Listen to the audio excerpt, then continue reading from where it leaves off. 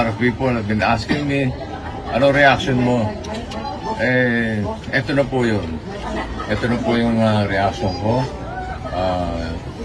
Sabi ko nga, ito yung walang personalan nito.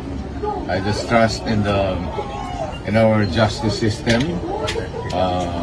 Ako'y laban sa mga irresponsibleng tao, lalo na pagdating sa social media. 19 counts po ng cyber libel.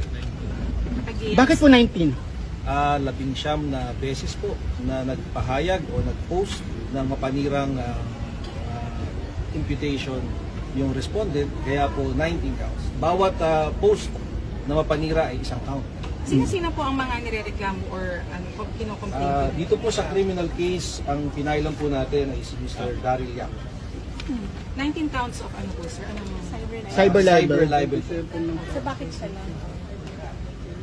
Ang case po natin ay cyber libel, anyone who caused the publication. So siya po ang sinasabi namin nag-cause ng publication ng mga malicious and defamatory statements.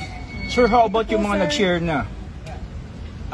Merong hiwalay na kaso para doon, yung po yung writ of habeas data na nauna na namin na i-file. Hinihintay na lang namin ang utos ng korte kung ito ay kinakatigan o hindi.